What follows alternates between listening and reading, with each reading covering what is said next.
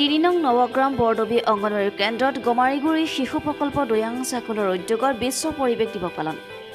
আজি গমাৰিগুৰি শিশু প্ৰকল্পৰ দৈয়াং চাকুলৰ উদ্যোগত তিনি নং নৱগ্ৰাম বৰদবী গাঁৱৰ অংগনবাড়ী কেন্দ্ৰত বিশ্ব পৰিৱেশ দিৱস পালন কৰা হয়। এই বিশ্ব পৰিৱেশ দিৱসত উপস্থিত থাকে অংগনবাড়ী দৈয়াং চাকুলৰ মুখ্য সেৱিকা ডিজি ভেংৰা আৰু লগতে দৈয়াং চাকুলৰ ২৬টা কেন্দ্ৰৰ কৰ্মীসকল। তেখেতলোকে আজি সম্পূৰ্ণ কোভিড প্ৰটকল মানি আজি বিশ্ব পৰিৱেশ দিৱস পালন কৰে।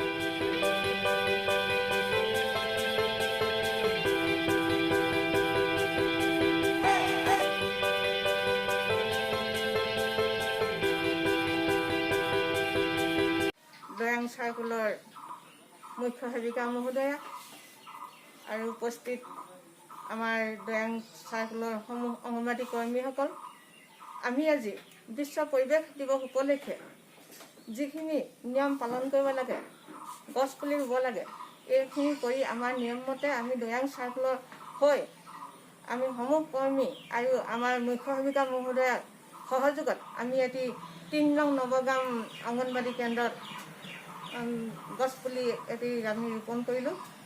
ইতিমধ্যে আমাৰ এই কাৰ্যসূচী শেষ হৈছে। তাৰপিছতে আমাৰ ইয়াৰ পিছৰ কাৰ্যসূচী আছে। আজিৰ দিনটো উপলক্ষে সেই কাৰ্যসূচী আমি আগুৱাই নিবৰ কাৰণে আমাৰ মুখ্য সেৱিকা মহোদয়াক অনুৰোধ জনাওঁ।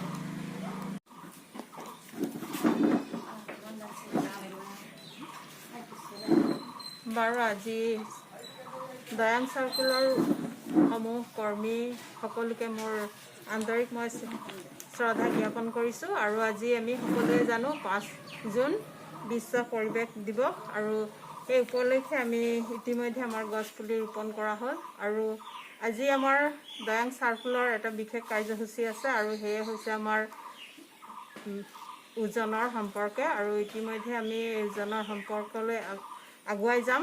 আমাৰ কেনেধৰণে আমি আমাৰ শিশুসকলক আমি বয়স অনুপাতে তেওঁবিলাকৰ ওজন আৰু বৃদ্ধি তেওঁবিলাকে হৈছে নাই, সেই সকলো আমি নিৰীক্ষণ কৰি যাতে তেওঁবিলাকক সঠিক ৰূপত আগুৱাই লৈ যাব পাৰিম, তাৰ উদ্দেশ্য আৰু লক্ষ্য ৰাখি আজি আমি এই ট্ৰেইনিং আৰম্ভ কৰিব লৈছোঁ। মেৰাপানীৰ পৰা B Bora report, news Assam today.